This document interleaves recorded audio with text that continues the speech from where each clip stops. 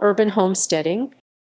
Urban homesteading can refer to several different things: programs by local, state, and federal agencies in the USA who worked to help get people into city homes, squatting, practicing urban agriculture, or practicing sustainable living techniques. Urban homesteading and affordable housing. Urban American cities, such as New York City, have used policies of urban homesteading to encourage citizens to occupy and rebuild vacant properties. Policies by the U.S. Department of Housing and Urban Development allowed for federally owned properties to be sold to homesteaders for nominal sums as low as $1, financed otherwise by the state, and inspected after a one-year period. Homesteading is practiced in Detroit, but as of 2013, zoning laws prohibit such activity despite talk to encourage more urban agriculture and combat the shrinking population.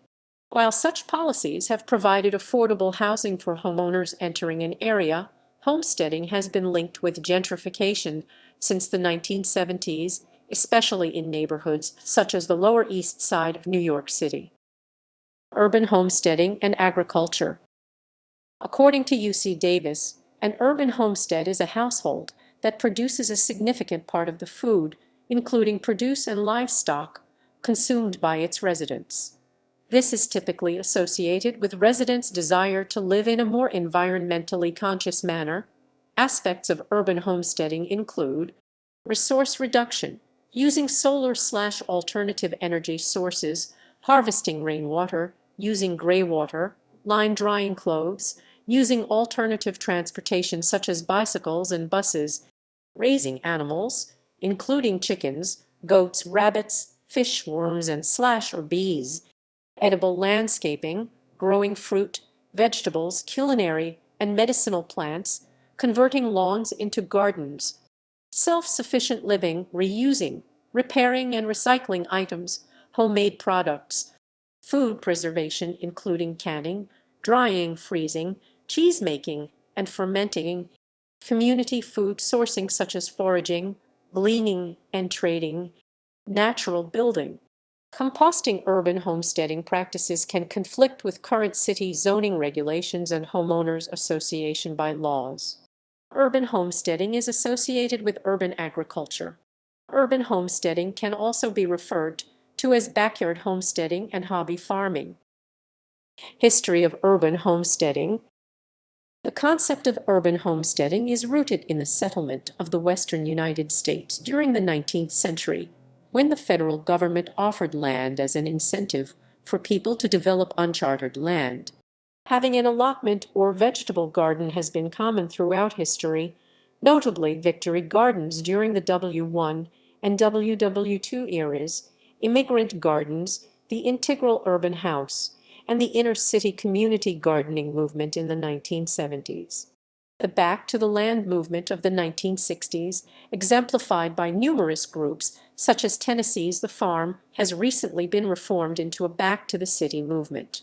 A wealth of urban homesteading books: Urban Homestead by Kelly Coyne, Eric Knudsen, The Backyard Homestead by Carleen Madigan, Urban Homesteading by Rachel Kaplan, K. Ruby Bloom, Toolbox for Sustainable City Living by Scott Kellogg have been published in the past decade. All over the world, people have found ways of growing their own food in inner-city urban areas. On the rise are urban homesteading blogs from homesteads all over the world that are embracing the tenets of homesteading philosophy: Urban Family Homesteader, Urban Homestead, and Urban Homesteading. These blogs chronicle the journeys of people and families who strive to get off the grid by growing their own foods, raising livestock, using solar power, and working to reduce their impact on the environment. Trademark controversy.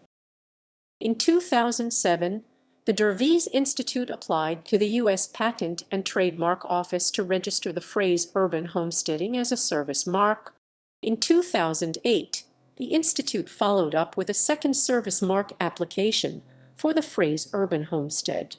Urban homesteading was registered, but only on the supplemental register, on June 2, 2009. Urban homestead was registered on the principal register on October 5, 2010. In February 2011, a controversy arose concerning a letter the Dervies Institute sent to authors, bloggers, and organizations using the term urban homesteading, in which they were asked to not use the terms urban homestead or urban homesteading without permission or attribution.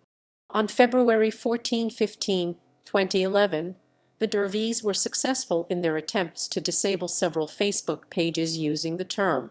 This caused outrage in the urban homesteading community and a backlash against the Dervies.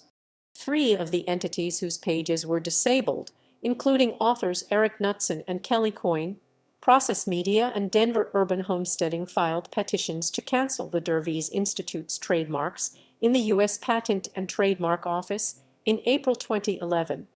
On 21 February 2011, Karin McSherry, Intellectual Property Director of the Electronic Frontier Foundation, which is representing authors Coyne and Knudsen, and publisher Process Media, sent a response to the Dervies Institute and published a letter on the EFF website.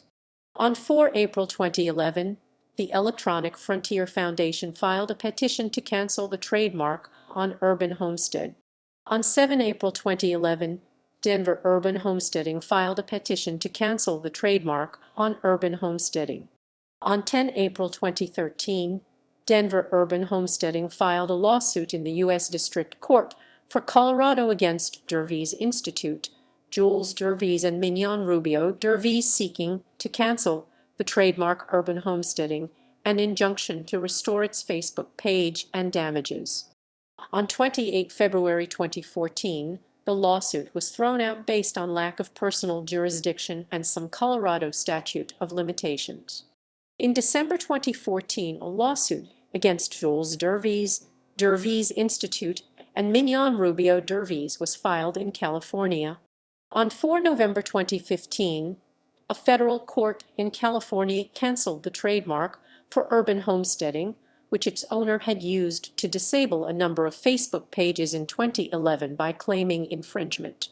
This ended a nearly 5-year legal struggle by a small farmers market in Denver, Colorado named Denver Urban Homesteading to cancel the trademark, which began when the farmers lost their Facebook page and contacts with customers in February 2011. The trademark was owned by the Dervies Institute of Pasadena, CA, self-described in California incorporation papers as a religious society and operated by Jules Dervies and members of his family. After Facebook pages around the country disappeared on February 14, 2011, the urban homesteading community united in protest against the Dervies Institute, starting 2 new Facebook pages and a petition on Change.org demanding cancellation of the trademark.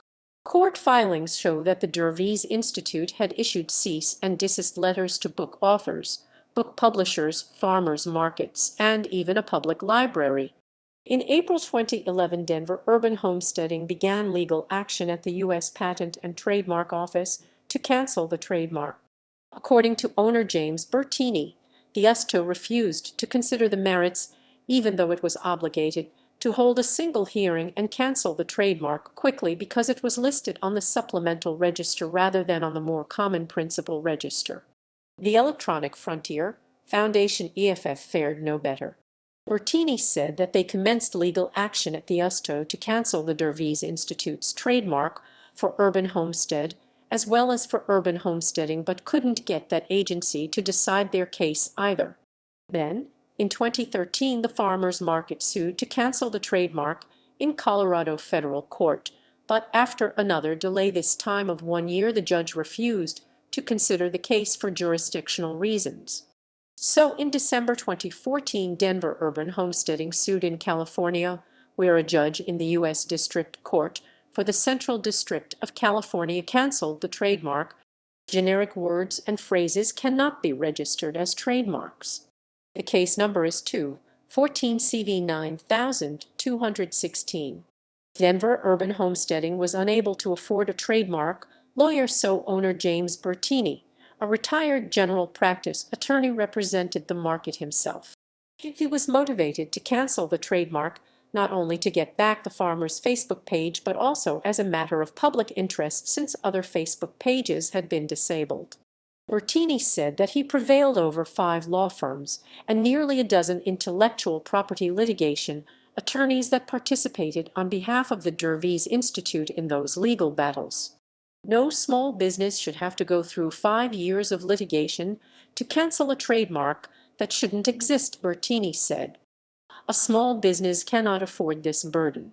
Indeed, according to Bertini, his didn't, and the farmers' market was closed this year due to the extensive time required for litigation and travel to California for court-required meetings. Bertini said that his research shows that this is the first time a trademark on a supplemental register was canceled in a pre-trial order. However, he still has to go to trial in December to obtain damages. He needs to find an attorney licensed in California who can be associated with him in order to complete the case.